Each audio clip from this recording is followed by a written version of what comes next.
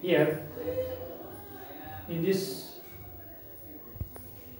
chapter, fourth chapter, altitudes and medians of triangle. Now we will learn about the practice set 4.1, which are the constructions. Already we have learned about the first and seventh example. Now for first example I have already drawn the figure to save my time. Now second question is, draw an acute angle triangle PQR. Now this is triangle PQR where all the angles are acute angles. Draw all its altitudes. What is meant by altitude? Altitude means draw perpendicular from the vertex on the opposite side. All the altitudes means you have to draw perpendicular from P, also from Q, and also from R. Name the point of concurrence as O. It means if we draw all the perpendiculars, then they should meet at only one point. जर आपण perpendicular काढले तर ते सगळे perpendicular एकाच point मध्ये intersect व्हायला पाहिजेत. त्याला आपण म्हणतो पॉइंट ऑफ कॉन्करन्स आणि याचं नाव आहे O. हे आपण दरवेळी नोट्स मध्ये बघितलेलं आहे. याचा पॉइंट ऑफ कॉन्करन्स नेहमी एकच असतो आणि त्याला आपण O हे नाव देतो. त्याला ऑर्थो सेंटर असं आपण म्हटलं होतं. Now to draw this figure, there is one instrument which gives quickly the point of intersection. Now this instrument is called the set square, which will give us the perpendicular very easily or quickly. Now here the smaller side, keep the smaller side on base. If the triangle is bigger, then we can use here the bigger side to get the altitude. आता यातली जी smaller side आहे ती आपण इथं QR ला coincide करायची आहे आणि आपला इन्स्ट्रुमेंट अशा प्रकारे धरायचा आहे की तो बरोबर तुमचा वरती पॉइंट ऑफ इंटरसेक्शन जी वर्टेक्स असेल ती आली पाहिजे. Now we have get the condition. Here is the point P and we can draw now perpendicular. Now this is first altitude. Now similarly coincide with PR and adjust point Q. आपल्याला इथं मात्र पटदिशी लगेचच्या लगेच आपल्याला perpendicular मिळवता येतील. आता तिसरा जो परपेंडिक्युलर असेल तो मात्र आपल्याला काय व्हायला पाहिजे, याच्यामधून गेला पाहिजे. आता आपण PQ ला कोइंसाइड केलं आणि आपण R पर्यंत जर आणलं तर बरोबर तुमची R वर्टेक्स आणि तुमचा हा पॉइंट ऑफ इंटरसेक्शन एकाच ठिकाणी येईल. Now draw the third altitude. This is the second altitude, this is the third altitude. Now here is the point O, that is the ortho center. Now here in the question number 4, आता question number 4 मध्ये काय दिले बघा.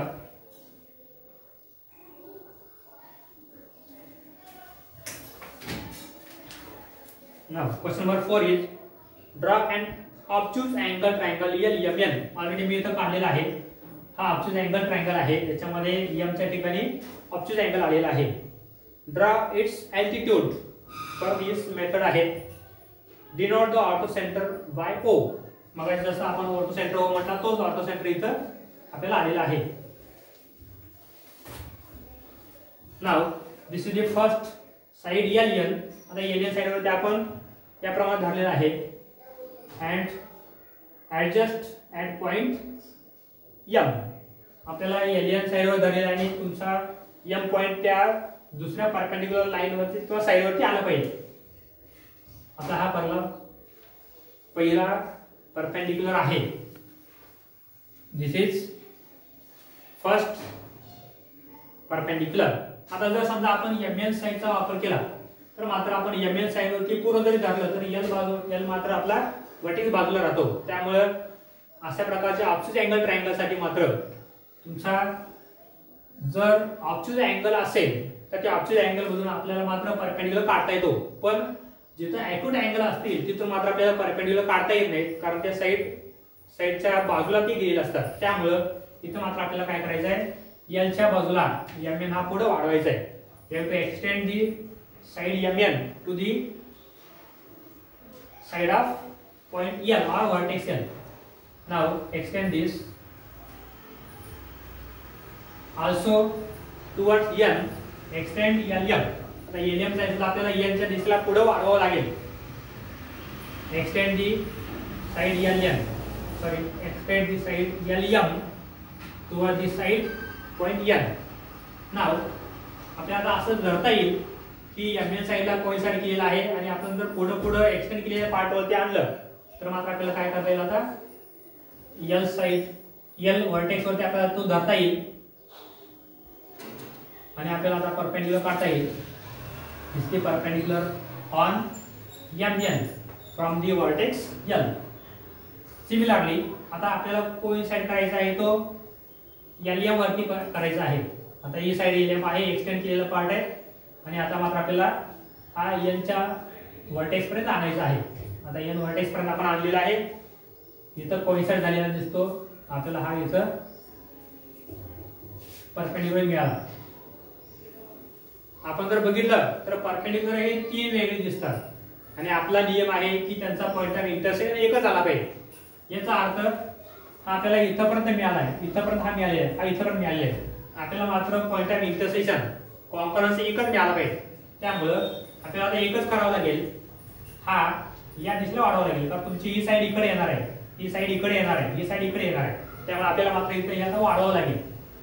Extend the part like this.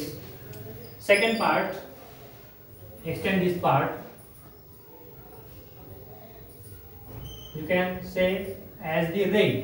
तुम्हाला इथं रे म्हणून सुद्धा घेता येईल. तर आपण हा पार्ट वाढवलेला आहे आणि तो एका दिशेलाच वाढवलेला आहे. Extend the third part.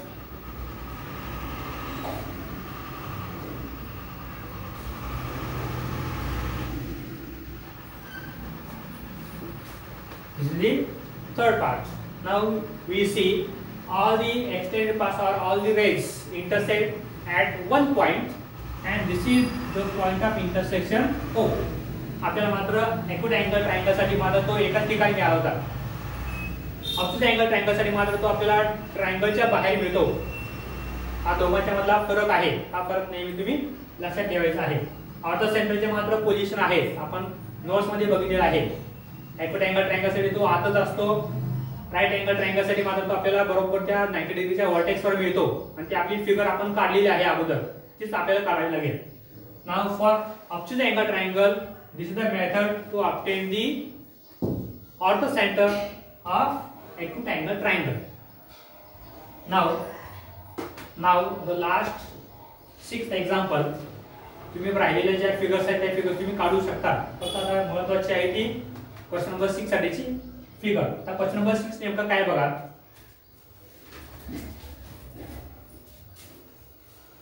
Draw and isosceles triangle. इथं मात्र आपल्याला मेथड महत्त्वाची असते ते तुम्ही बघावं लागेल. Draw all its medians and altitudes. Isosceles triangle काढायचं आहे. Write your observation about their point of concurrence. फक्त आपल्या इथं नुसतं फिगर काढायचे नाहीत, तर त्याचं ऑब्झर्वेशन सुद्धा आपल्याला लिहायचं आहे. आयसोसेलेस ट्रायंगल काढायचं आहे. त्याच्यानंतर आपल्याला अल्टिट्यूड्स पण काढायचे आहेत आणि मेडियन्स पण काढायचे आहेत. आता ह्या अल्टिट्यूड्स किंवा मेडियन काढताना नेमकं काय करायचं आहे, आपल्याला हा क्लू लक्षात ठेवायचा आहे. प्रत्येक ठिकाणी काही ना काही क्लू असतात आणि आपली जी फिगर आहे ती पूर्णपणे प्रपोर्शन मध्ये असेल तर आपल्याला त्याचे जे प्रॉपर्टीज आहेत ते प्रॉपर्टीज बघता येतात. त्यामुळे फिगर काढताना मात्र तुम्ही व्यवस्थित फिगर काढायची आहे. Now first draw and isosceles triangle. इथं नाव आपल्याला दिलेलं नाही, आपल्याला नाव दिलं तरी चालेल किंवा न देता आपण फक्त फिगर काढली तरी सुद्धा आपल्याला चालणार आहे. First we have to draw and isosceles triangle. इथं मेडियन्स काढायचे आहेत, त्यामुळे हा लक्षात ठेवायचा महत्त्वाचा मुद्दा.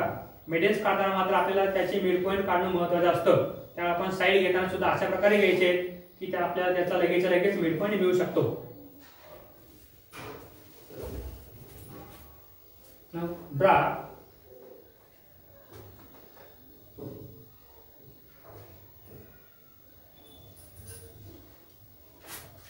ते बाजूला काढतोय प्रपोर्शन घेण्यासाठी.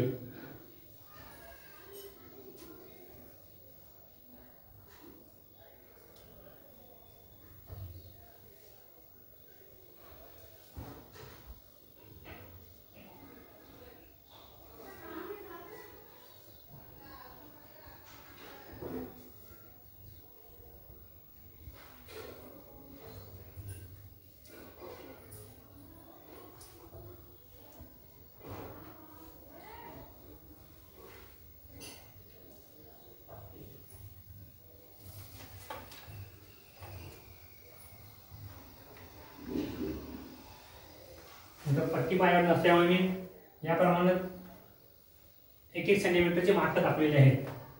हा 0 आहे, 1 2 3 4 5 6 7 8 9. मला फक्त कंपासच्या साहाय्याने एक्झॅक्ट डिस्टन्स घेत असताना मी याप्रमाणे डिस्टन्स घेणार आहे. नाव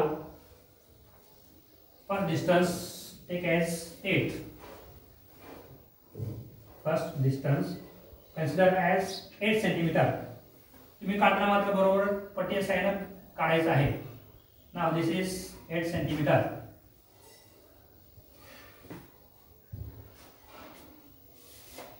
Draw exact distances so that you get the perfect point of intersection. This is 8 centimeter. Now consider as second distance as 6 centimeter. Now आता आयसोसेलेस ट्रायंगलचा अर्थ दोन साइड इक्वल पाहिजेत. आता मी दुसरे घेताना मात्र 6 सेंटीमीटर घेतोय. This is 6 centimeter. Consider this 6 centimeter. Draw its arc. Second same, draw its arc.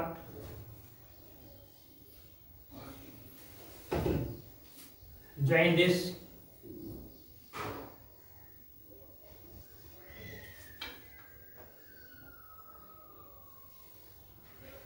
Now we have to find the medians. Now to draw the medians, we have to get the midpoint. Now this is 8 centimeter. What is the midpoint? Which makes equal parts. Median means we have to draw the segment joining the vertex and the midpoint of the opposite side. आता याचा midpoint आपल्याला घेणं गरजेचं आहे. This is 8 centimeter. Therefore midpoint is exactly making half parts. आपल्याला इथं 4 centimeter घ्यावं लागेल. This is 4 centimeter. आपल्याला बरोबर याचा मिड पॉइंट मिळणार आहे 4 सेंटीमीटर वरती. आपण हा 4 सेंटीमीटरचा मिड पॉइंटचा मार्क केलेला आहे. तुम्ही आता मोजून घ्यायची गरज आहे. तुमची स्केल असते, रूलर असते, त्या रूलरमध्ये तुम्ही बरोबर ते घेऊ शकता. इथं आता 6 सेंटीमीटर घेतले, त्याचा आपल्याला मिड पॉइंट घ्यायचा आहे. म्हणजे किती असणार आहे, तो बरोबर 3 सेंटीमीटर असेल. हा 3 सेंटीमीटरचा मार्क असेल. आता तुमचा 3 सेंटीमीटरचा मार्क असेल. तुम्ही घेताना बरोबर त्याप्रमाणे घेतला असेल तर तुमचे लगेच मेडियन्स मिळू शकतात. ऍक्च्युअली मेडियन काढण्याची मेथड वेगळी आहे. त्या आपल्याला मात्र हे अशा प्रकारचे क्लू वापरायचे आहेत जे क्विक आन्सर देणारे असतील. तुमच्या याच्यामध्ये फिगर मात्र चुकणार नाही. हा तुमचा फर्स्ट मेडियन असेल. याचा मिड पॉइंट घेतला आहे. हा वर्टेक्सच्या अपोजिट वर्टेक्सला जॉईन करायचा आहे. ती झाली मेडियन, फर्स्ट मेडियन. ती दुसरी तुमची सेकंड मेडियन असेल. तिसरी मेडियन काढता तुम्ही हा मिड पॉइंट जर समजा तुमच्याकडे एक्झॅक्ट तुमचा डिस्टन्स नसेल, तुमचा हा मिड पॉइंट तुम्हाला मिळाला नसेल, तर माझा तुम्ही या दोन मेडियन ज्या काढल्या त्याचा पॉइंट ऑफ इंटरसेक्शन आहे, बरोबर तुमचा तो पॉइंट ऑफ इंटरसेक्शन त्यातूनच गेला पाहिजे हे लक्षात ठेवायचं आहे. तुमची तिसरी मेडियन मात्र ती बरोबर त्या पॉइंट ऑफ इंटरसेक्शन मधून जाते. आता हे मेडियन आहेत, ही एक हा एक मिड पॉइंट झाला, हा दुसरा मिड पॉइंट झाला, हा तिसरा मिड पॉइंट झाला. याचा जो पॉइंट ऑफ इंटरसेक्शन आहे आपण त्याला म्हणतो G. It is called the centroid. हा मेडियनचा मिड पॉइंट आहे. मेडियनचा पॉइंट ऑफ इंटरसेक्शन म्हणजे पॉइंट ऑफ कॉन्फरन्स आहे. आता आपण काढायचं याच्यामध्येच या फिगरमध्ये आपल्याला परत काढायचं अल्टिट्यूड्स. आणि अल्टिट्यूड काढण्यासाठी आपल्याला मेथड माहिती आहे.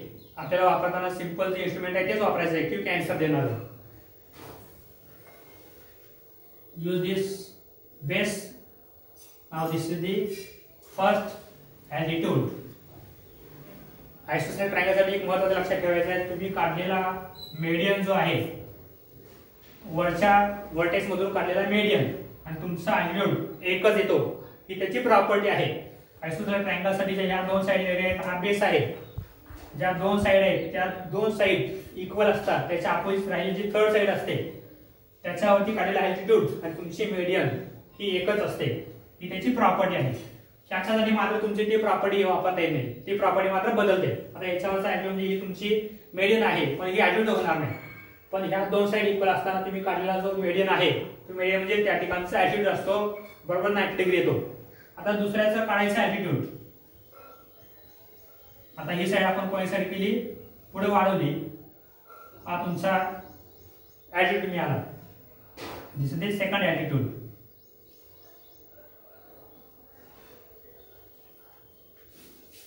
हा तुमचा सेकंड ॲल्टिट्यूड. तुमचा थर्ड ॲल्टिट्यूड काढताना मला तुम्ही आता परत याच्यावरती ठेवावं लागेल. आता या साईडवरती आपण ठेवलं तर तुम्हाला मात्र आता हा एक ॲल्टिट्यूड मिळालेला आहे. हा दुसरा ॲल्टिट्यूड आहे.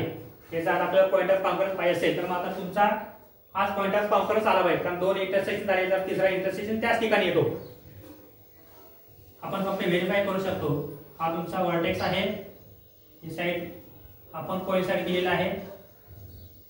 हा तुमचा थर्ड ॲल्टिट्यूड. या तीन ॲल्टिट्यूडचा हा पॉईंट ऑफ इंटरसेक्शन आहे. आपण याला म्हणतो ओ. तुम्ही काढताना मात्र फिगर व्यवस्थित काढावी. तुम्ही नाव याचं आहे LMN is triangle. This is the centroid. This is the orthocenter. एक आपल्या लक्षात आलं, प्रॉपर्टी विचारलेला आहे, आन्सर विचारलेला आहे. याचा अर्थ आपण काढलेली जी मेडियन आहे ती मेडियन आणि ॲल्टिट्यूड एकच आहे आणि त्याच मेडियन किंवा ॲल्टिट्यूड वरती हे दोन्ही पॉईंट ऑफ इंटरसेक्शन आले आहे ही याची प्रॉपर्टी आहे. आपल्याला प्रश्न जसा विचारला आपण त्याचं उत्तर त्या ठिकाणी लिहायचं आहे. What is the question? The question is write your observation about their point of concurrence. आता याचा पॉइंट ऑफ कॉन्करन्स नेमका कुठं असेल?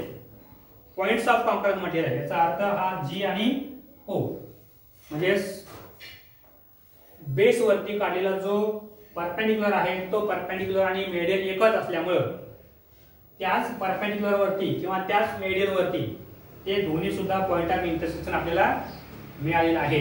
हेच आपलं त्या ठिकाणचं ऑब्झर्वेशन खाली लिहायचं आहे.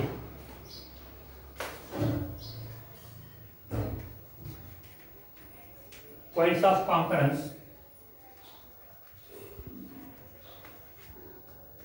Points of concurrence of altitudes and medians. कंसामध्ये आपण त्याची नावं जी लिहिली ती नावं सुद्धा लिहायला हरकत नाही. O G R on the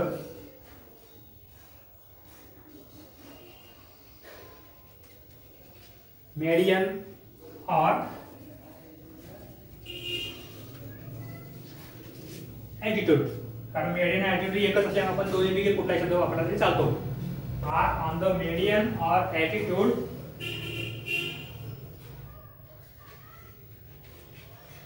on the base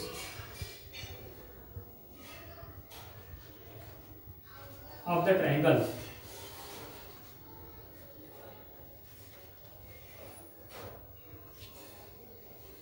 मी मुद्दाम लिहितोय कारण आपण घेताना जो नॉट इक्वल आहे तो नॉट इक्वल साईड आपण बेस वन घेतलेला आहे. जर आपण उलट घेतलं तर मात्र हे आपलं वाक्य बदलणार आहे. त्यासाठी मी फक्त इथं लिहितोय